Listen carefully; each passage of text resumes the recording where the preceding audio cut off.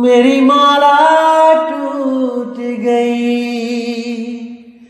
मैं राम भजन से छूटी। भला हुआ मेरी माला टूट गई, मैं राम भजन से छूटी।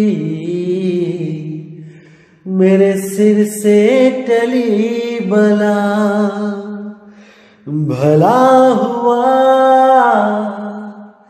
मेरी माला टूट गई, मैं राम भजन से छूटी। मैं राम भजन से छूटी।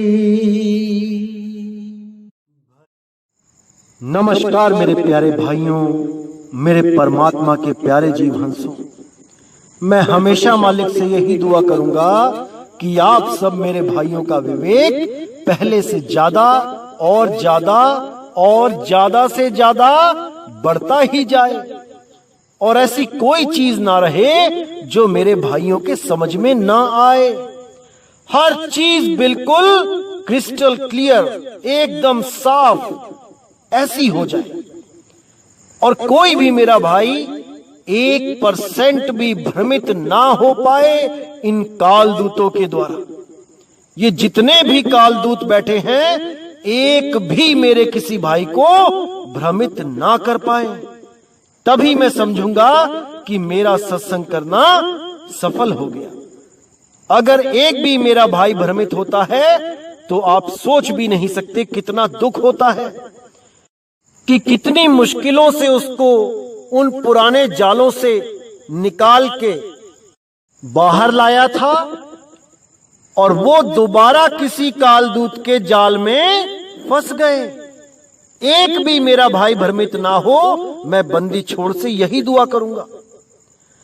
तो भाइयों, बहुत खुशी होती है जब आप लोग भी मैसेज करके मुझे बताते हैं कि एक एक चीज क्लियर हो रही है, और जो हजारों सवाल 50-50 साल पुराने जो आप खोज रहे थे जिनका जवाब, वो इस सत्संग में आपको मिलते ही जा रहे हैं, और हर चीज बिल्कुल क्लियर होती जा रही है।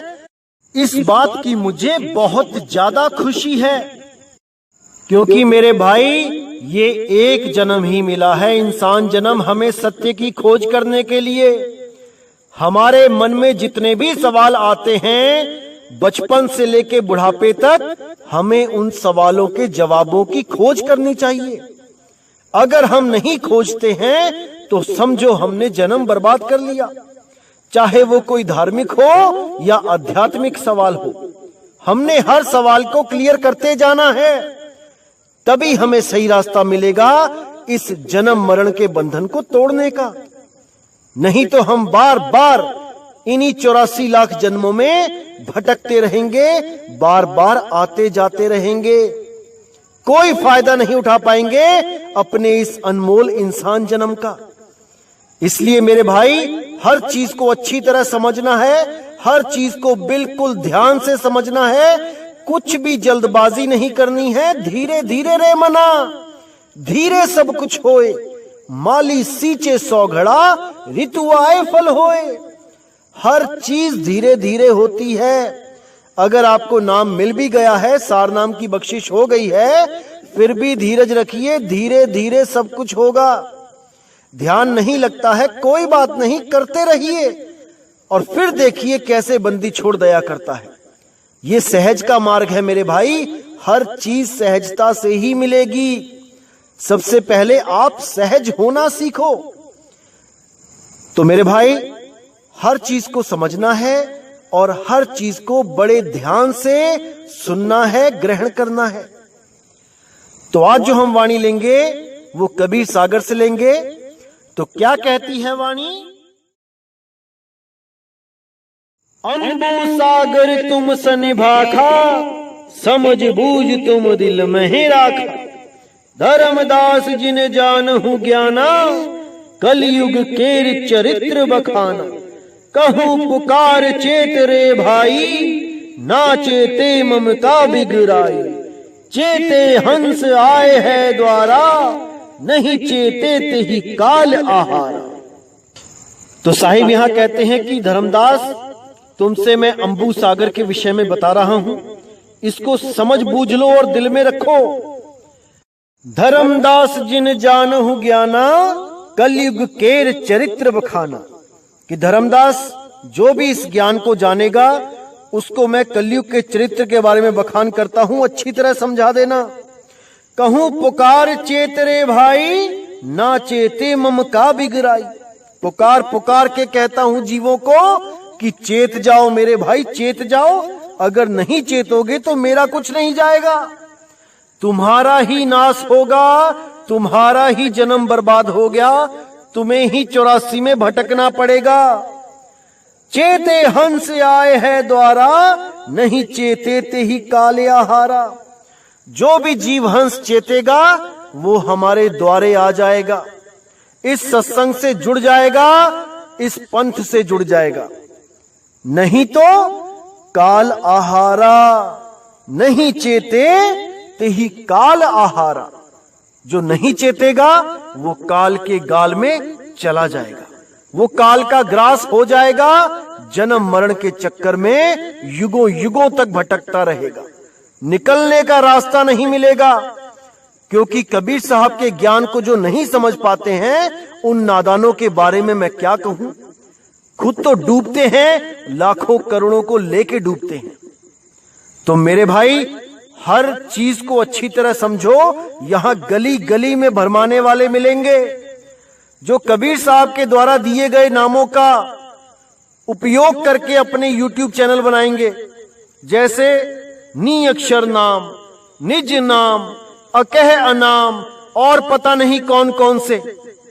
ऐसे चालाक लोगों से बच के रहना है, जो नाम तो कबीर साहब के द्वारा दिए गए यूज करते हैं और कबीर साहब को ही अधूरा बताते हैं। अपने चैनल का नाम रखते हैं कबीर साहब के द्वारा दिए गए अक्षरों का, और उनको ही अज्ञानी जीव बता के उनका खंडन करके खुद को परमात्मा घोषित करने में लग जाते हैं कि हम आत्मज्ञानी हैं, हम स्वयंभू आत्मज्ञानी। ऐसा मूर्ख बना देते हैं ये लोग कि क्या बताऊं। आने वाले सत्संगों में इन सब की गहराई नाप के बताई जाएगी कि कितने पानी में हैं ये लोग। कबीर साहब को, नानक साहब को, सब संतों को मिथ्या करके ये महापुरुष बन बैठे। इन सब को इनका आईना जल्दी दिखाया जाएगा। तो आगे क्या कहती है वाणी? घर घर फिर बोलत ललकारी, करे मेहनती दंभ पसारी। वंश नाम नहीं नाहित जानी, आपन आपन मता बखानी। ममता है जहां तहां कली व्यापू, नहीं ममता तहां साहब आपू। ममता मोह दूर कर डारे, सतगुरु वचन सत्य उर्धारे। तो साहिब कहते हैं कि ये अधूरे गुरु, ये नकली गुरु घर घर फिरेंगे, बोलत ललकारी, घर घर फिरेंगे, सत्संग करते फिरेंगे ये लोग, और करे मेहनती दंभ पसारी। मेहनती के नाम पे दंभ पसारेंगे। चौका आरती करेंगे, उसमें दीपक जलाएंगे, नारियल फोड़वाएंगे, पान खिलाएंगे, ये दंभ करेंगे। जीव के बदले नारियल देने की बात करेंगे कि नारियल चढ़ा दिया तो एक जीव मुक्त हो गया, ऐसा पाखंड फैलाएंगे। और चौके में आरती करवाएंगे, दिए जलवाएंगे, जबकि कबीर साहब ने क्या बोला कि घट का चौका किया उजियारा। कबीर साहब ने इस नकली चौके की बात नहीं करी कि नारियल फोड़वा के पान खिला दिया। कबीर साहब घट का चौका उजियारा करने की बात करते हैं भाई। अहंकार अभिमान बिदारा, घट का चौका किया उजियारा। तो कहते हैं घर घर फिर बोलत ललकारी, करे मेहनती दंभ पसारी। वंश नाम नहीं नाहित जानी, आपनी आपन मता बखानी। कबीर साहब के असली वंश का नाम नहीं जानते ये लोग। अपने अपने मते को बखान करने में लगे हैं। कोई 5 नाम दे रहा है, कोई 1 नाम दे रहा है, कोई 2 नाम दे रहा है, कोई 7 नाम दे रहा है। इन्हीं अक्षरों वाले नामों में उलझा उलझा के जीव को फंसा देते हैं। ममता है जहां कली बे आपू, नहीं ममता तहां साहब आपू। अब यहां पे साहिब ने बिल्कुल साफ इशारा कर दिया कि जो गुरु अपने पुत्र को गद्दी दे रहा है वो ममता में उलझा है, और जहां ममता है वहां काल है। कोई भी गुरु अपने शिष्य को गद्दी देके जाए तभी वो गुरु है, नहीं तो वो पिता ही रह गया, वो बंधनों में ही रह गया। तो इसको अच्छी तरह समझ लो। ममता है जहां तहां कली ब्यापू, नहीं ममता तहां साहिब आपू। जहां पे ममता नहीं है, रिश्तेदारों से, घर वालों से कोई ममता नहीं है, वहां साहिब स्वयं प्रकट हैं। ममता मोह दूर कर डारे, सतगुरु वचन सत्य उर्धारे। ममता मोह को अगर गुरु ही दूर नहीं कर पाया तो चेले का ममता मोह कैसे दूर करवाएगा। सब अपने अपने बच्चों से प्यार करते हैं, गुरुजी ने क्या स्पेशल कर दिया? जो सब करते हैं वो गुरुजी कर रहे हैं। तो इसको अच्छी तरह समझना पड़ेगा मेरे भाई, क्योंकि जाल में आप फंसे हुए हो। इन अधूरे गुरुओं के जाल में अच्छी तरह फंस गए हो। अब निकलने के लिए केवल एक ही शस्त्र है आपके पास, वो है विवेक की तलवार। अगर विवेक की तलवारें आपने नहीं चलाई तो मेरे भाई ये जंग आप हार जाओगे। और मैं कदापि नहीं चाहूंगा कि मेरा एक भी भाई इस जंग को हारे। कभी नहीं हारना है। विवेक की तलवारें तिखी करके रख लो और ऐसा अज्ञान को काटो कि ये दोबारा सिर ना उठा पाए। तो क्या कहते हैं आगे? आज्ञा मान लगे जीव तीरू, रटत कहे हम सत्य कबीरू। पुरुष निरंतर खोजो भाई, घट भीतर रह काल समाई। कितना क्लियर कह दिया साहिब ने कि जो आज्ञा मान लेगा मेरा, जो भी जीव मेरी आज्ञा मान लेगा उसको तीरू, उसको पार कर दूंगा। रटत कहे हम सत्य कबीरू, जो मेरे ज्ञान को समझ लेगा वो यही रटता रहेगा कि भाई कबीर साहब ही सत्य हैं, उनका ही ज्ञान सत्य है। पुरुष निरंतर खोजो भाई, घट भीतर रह काल समाई। अब यहां पर दोनों घटों की बात कर दी कबीर साहब ने। एक घट जहां पे हमने पुरुष को खोजना है वो है आत्म घट, और एक घट जहां पे काल बैठा है वो है शरीर घट। तो इस घट में जहां काल बैठा है वहां क्या बोला कि घट भीतर रह काल समाई। और ये जितने भी दुनिया के गुरु बैठे हैं ये सब के सब इसी शरीर में इस काल को ही परमात्मा मान के जन्म बर्बाद कर रहे हैं, अपना भी और अपनी करोड़ों लाखों संगत का भी, क्योंकि इनको परमात्मा का ज्ञान ही नहीं हो पाया, उस घट की परख ही नहीं हो पाई जिस घट से परमात्मा की प्राप्ति होती है। तो साहिब ने बहुत अच्छा इशारा किया है यहां पे। केवल विवेकी भगत ही समझ सकते हैं इसको, बाकी जितने भी इंगला पिंगला सुषमना में ध्यान लगाने वाले हैं ये इन बातों को नहीं समझ सकते, क्योंकि ये अंदर ही जाएंगे, इनके पास और कोई ज्ञान है ही नहीं। तो कहते हैं पुरुष निरंतर खोजो भाई, घट भीतर रह काल समाई। काहू खोजत खोजत पाया, काहू खोजत जन्म गवाया। काहू खोजत खोजत भयऊ, बहुतक खोज खोज मर गयहू। तो साहिब कहते हैं कि काहू खोजत खोजत पावा, जिसने पुरुष को खोजा उस आत्म घट में कईयों ने उसको पा लिया। काहू खोजत जन्म गवाया, ये घट वालों की बात करी है कि घट वालों ने अपना जन्म गवा लिया। काहू खोजत खोजत भयऊ, यानी कुछ लोग खोजते खोजते वो स्वयं हो गए। भयऊ खुद ही हो गए, वो जिसको वो खोज रहे थे वो स्वयं ही वही हो गए, यानी सोहम सत्य कबीर। और बहुत तक खोज खोज मर गए हूं, ये घट वाली बताई है कि बहुत से लोग घट में खोज खोज के मर गए, उनको वो नहीं मिला। क्योंकि वो घट में है ही नहीं।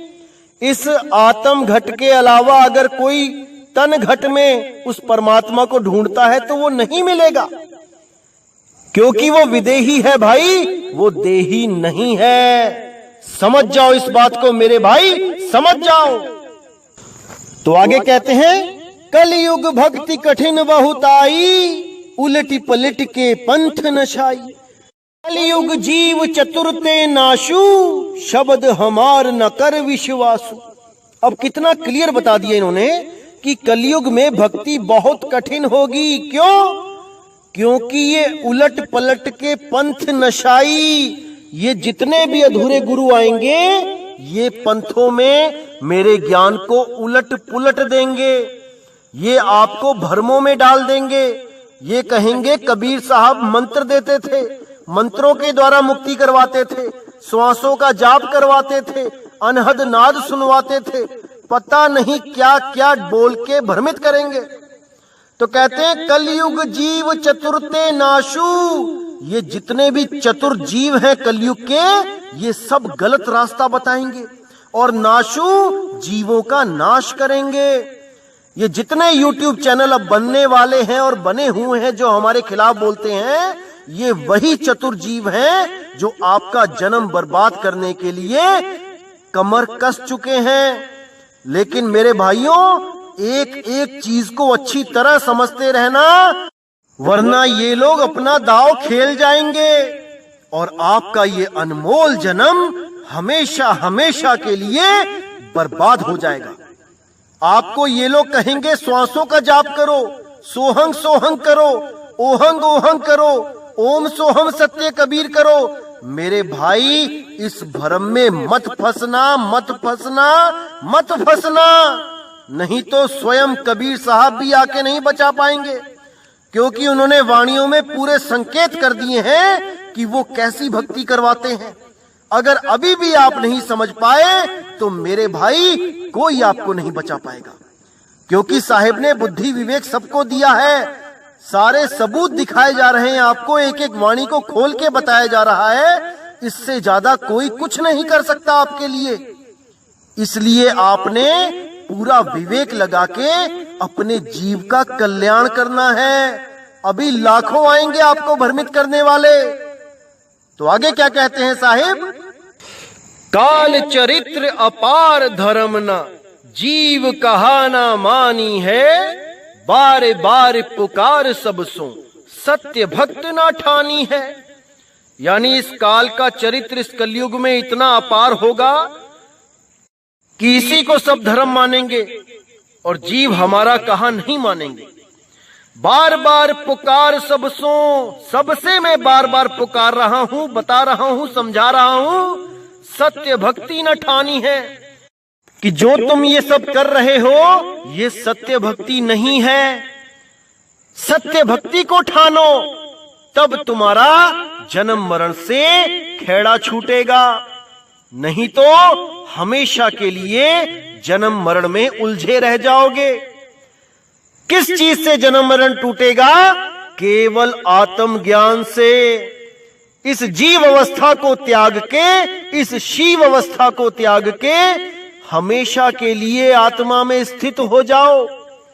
इसीलिए गीता के अध्याय 3 श्लोक 17 और 18 में बोला गया, हे अर्जुन, वैसे तो वेदों में बहुत कुछ कहा गया कि धर्म करो, ये करो, वो करो, यज्ञ करो, जप करो, तप करो, लेकिन जो लोग आत्म ज्ञान को प्राप्त हो जाते हैं उनके लिए कोई कर्म कर्तव्य शेष नहीं रह जाता। कोई यज्ञ नहीं, कोई मंत्र नहीं, कोई तीर्थ नहीं, कोई पूजा नहीं, कोई पाठ नहीं, केवल और केवल आत्म ज्ञान में स्थित हो जाना ही परम मोक्ष होता है।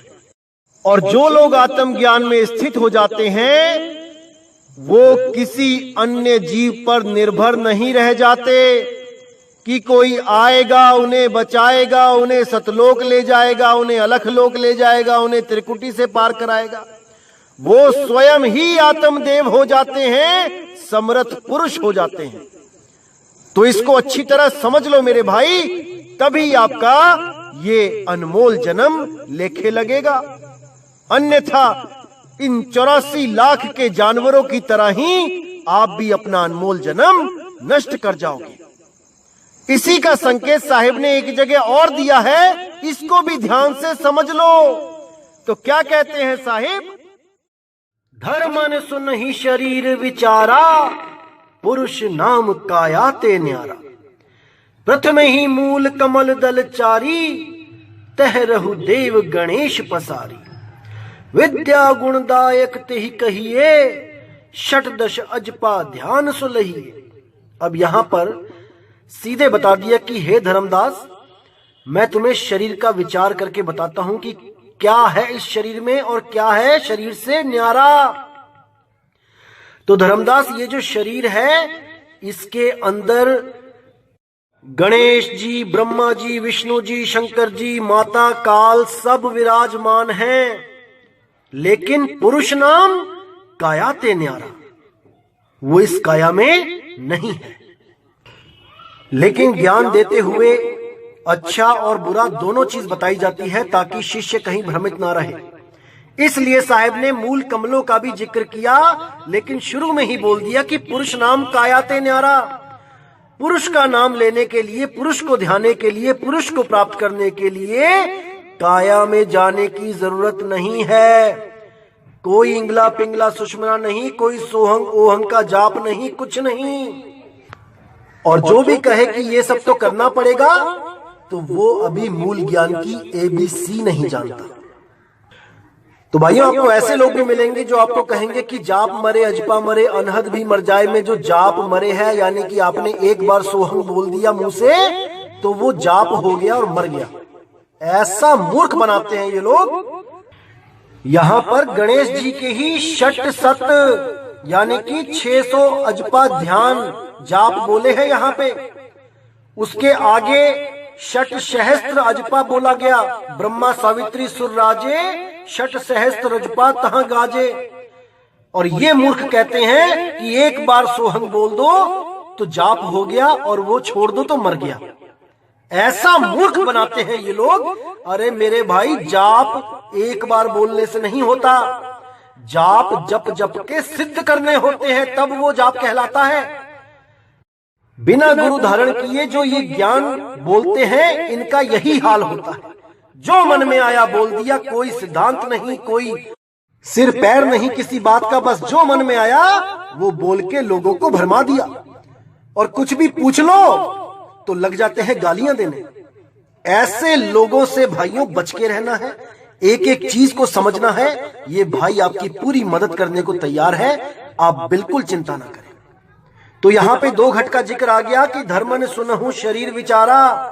एक तो शरीर घट का विचारा सुन, जिसमें मूल कमल है, जिसमें सावित्री ब्रह्मा है, जिसमें हरि लक्ष्मी है। और एक आत्म घट जो काया से बाहर है, काया से न्यारा है। उसका भेद बिना सतगुरु के कोई नहीं प्राप्त कर सकता, कोई नहीं प्राप्त कर सकता। इसीलिए साहिब ने बोला, गुरु बिन माला फेरते, चाहे वो हाथों में माला फेरे, चाहे वो श्वासों की माला फेरे, क्योंकि ये लोग बिना गुरु के किताबें पढ़ के, ग्रंथ पढ़ के सोहम का अजपा जाप करने लग जाते हैं। इसीलिए बोला साहिब ने, गुरु बिन माला फेरते, गुरु बिन देते दान, गुरु बिन दोनों निष्फल है, पूछो वेद पुराण। पर इन लोग को ये बातें समझ में नहीं आती। तो मेरे भाइयों, आप लोग ने भरमना नहीं है, एक एक चीज क्लियर कर दी जाएगी आने वाले सत्संगों में। बस धैर्य के साथ हर चीज को समझने की कोशिश कीजिए। और कोई सवाल होता है, मुझे आप मेल कर सकते हैं, मुझे फोन कर सकते हैं, मैसेज कर सकते हैं, आपको जरूर शंका का समाधान किया जाएगा, आप बिल्कुल चिंता ना करें। तो इसी के साथ दोस्तों मुझे विदा करें। जय गुरु बंदी छोड़ वैराग साहिब, जय गुरु बंदी छोड़ बाबा मदन साहिब, जय गुरु बंदी छोड़ बाबा नानक साहब, बाबा रविदास जी, मेरे सभी संत। जय गुरु बंदी छोड़ सतगुरु सत्य कबीर साहिब की सदा ही जय हो, सदा ही जय हो मेरे मालिक की साहिब बंदगी सपना।